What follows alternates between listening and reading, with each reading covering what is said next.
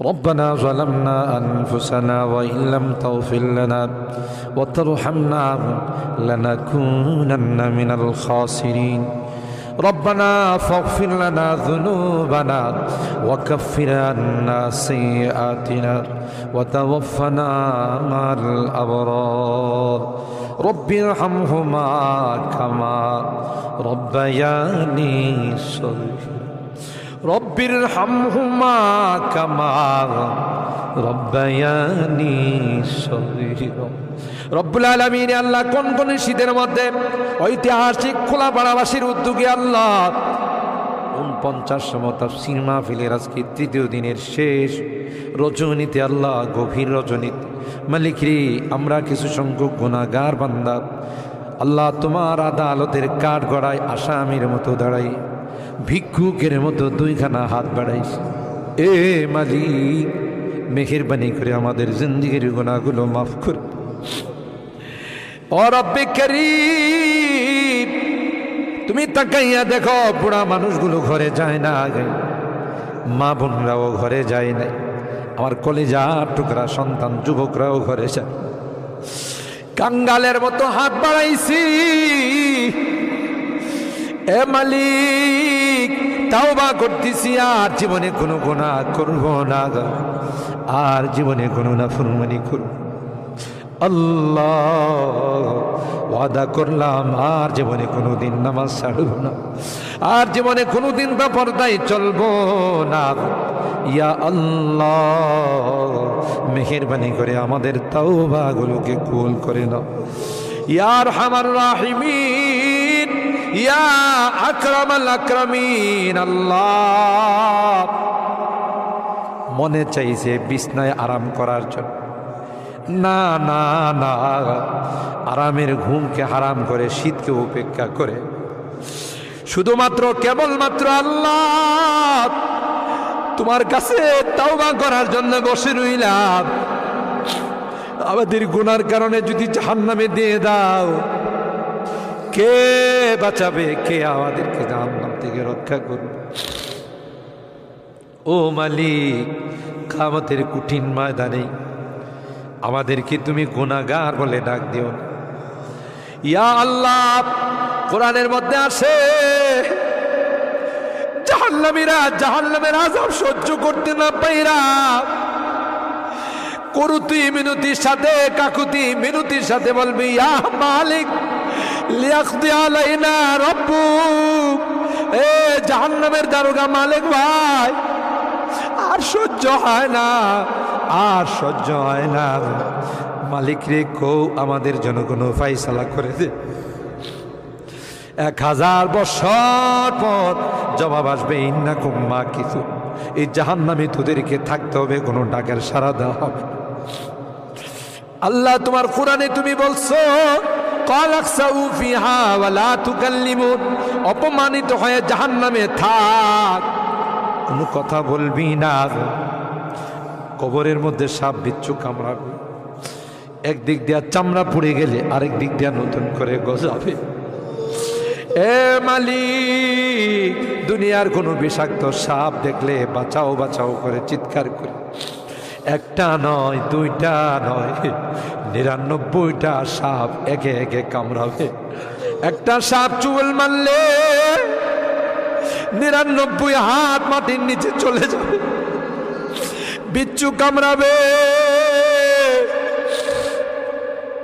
আমি চতুর্দিকে বলবো বাঁচাও বাঁচাও কেউ আমার কাছেও যাবেন আমার ডাক কেউ শুনবেন আল্লাহ এই জন্যে আজকে চোখের পানিগুলো ছেড়ে কাঁদতেছি আল্লাহ তোমার নবী বলেছেন উম্মাত গুনাহ করে যদি আল্লাহর ভয়ে জাহান্নামের ভয়ে কবরের ভয়ে যদি চোখের পানি ফেলতে পারো রে আল্লাহ পাক তোমার চোখের পানি দিয়ে জাহান্নামের আযাবকে অফ করে দিবে এ মালিক এই বুড়া মানুষগুলো কান্দে পর্দার আড়ালের মা বোনরা কান্দে আল্লাহ আমার যুবকরা কান্দে আলেম ওলামারা কান্দে তুমি যদি মাফ না করো ক্ষমা না করো কার কাছে যাব কে আমাদেরকে মাফ করবে আমাদের তো দ্বিতীয় কোনো খোদা নাই যার কাছে গিয়ে মাফ চাবো আল্লাহ মেহেরবানি করে আমাদের তাওবাগুলোকে কবুল করে নাও ইয়া রাব্বাল আলামিন। আল্লাহ আমাদের জিন্দেগির সমস্ত গুনাহ খাতাগুলোকে মাফ করে দাও। এ আল্লাহ আমাদের তাফসীর মাহফিলকে কবুল করে নাও। এই তাফসীর মাহফিল যে মুরব্বীরা শুরু করেছিলেন, অনেক মুরব্বীরা আমাদের মাঝে নাই, অন্ধকার কবরের বাসিন্দা হয়ে গেছে, আর কোনো দিন আমাদের তাফসীর মাহফিল আসবে না।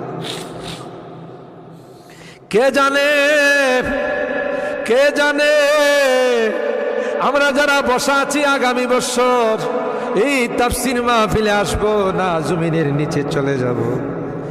ও মালিক, মালিক আল্লাহ আমাদের কেউ নাই, তুমি বিনে আমাদের কেউ নাই রে আল্লাহ। একটা মা যদি হারানো সন্তান পায়, মা বুকিনে কুলনে চুমু খায়, আমরা শয়তানের ধোঁকায় পড়ে রাস্তা হারাইয়া তোমার রাস্তা ছেড়ে দেয়া গুনার রাস্তায় চলে গেছিলাম। বিজাতিদের উৎসবে আমরা উৎসাহিত হয়েছি, আজকে মাপ চাই, মাপ চাই, তাওবা করলাম আল্লাহ, আর জীবনে কোনো গুনাহ করব না। ও মালিক, এই তাফসীর মাহফিলে যারা কথা দিয়ে, পরামর্শ দিয়ে, টাকা পয়সা দিয়ে সাহায্য করেছে, আল্লাহ সকল আর দানগুলোকে কবুল করে নাও ইয়া আল্লাহ। আজকে তৃতীয় দিন, আরও যে দিনগুলো আছে আল্লাহ, প্রত্যেক দিন ওলামাদের কাছ থেকে, মুফাসসিরিনদের কাছ থেকে তাফসীর শুনে যেন আমরা আমল করতে পারি, আল্লাহ সেই তৌফিক নসিব করে দাও। আমাদের রোগীদেরকে পরিপূর্ণ শিফা নসিব করে দাও ইয়া আল্লাহ। অনেক রোগীরা দোয়া চাইছেন, সকলকে পরিপূর্ণ শিফা নসিব করে দাও, শিফায়ে কামেলা আজলা দায়মা মুস্তামিরা নসিব করে দাও। অভাবীদের অভাবকে দূর করে দাও, পেরেশানিওয়ালাদের পেরেশানিকে দূর করে দাও। এ মালিক, মুসিবত জাদাদেরকে মুসিবত থেকে উদ্ধার করে দাও ইয়া আল্লাহ।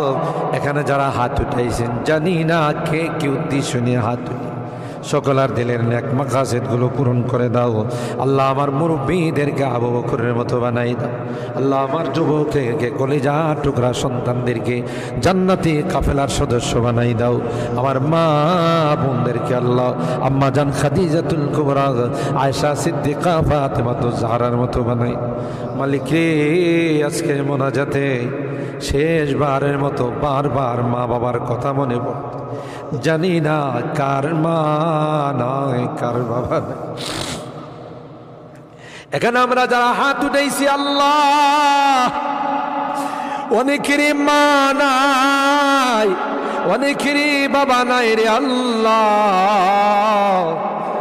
কতদিন হয়ে গেল কবরের বাসিন্দা হয়ে গেছে, কবরের পাশে যাইয়া মা মা মা বলে চিৎকার করি, কোনো জবাব দেয়।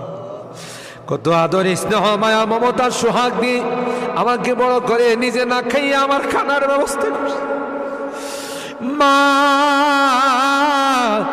জনম দুঃখিনী মা আল্লাহ, যার চেহারার দিকে তাকাইলে কবুল হজের সব পাওয়া যায়। বাড়িতে ফিরতে দেরি হলে ডাক্তার সাথে সাথে মা দরওয়াজাটা খুলে দিত। আজকে বাড়িতে যাই কত টাকা ডাকি, কেউ যে আমার দরওয়াজাটা খুলে দেয় না, কারণ আমার জনম দুঃখিনী মা যে দুনিয়াতে নাই। বাবা কাঁধে কোলে নিয়ে আমাকে বড় করছে, অনেক সময় মনে চাইছে অনেক কিছু খাইতে, তা খায় নাই। ভালো কাপড় চুপড় পরতে মনে চাইছে, তাও আমার বাবা পড়ে নাই।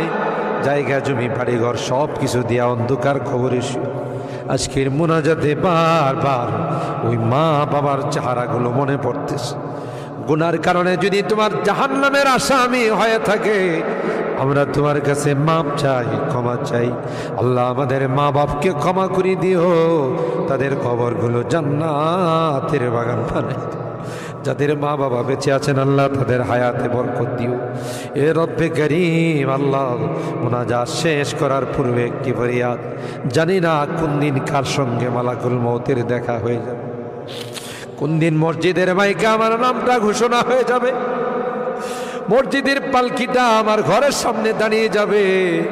এটা তো এমন পালকি, এটাতে একবার যারা শুয়ে যায় জীবনে আর দ্বিতীয়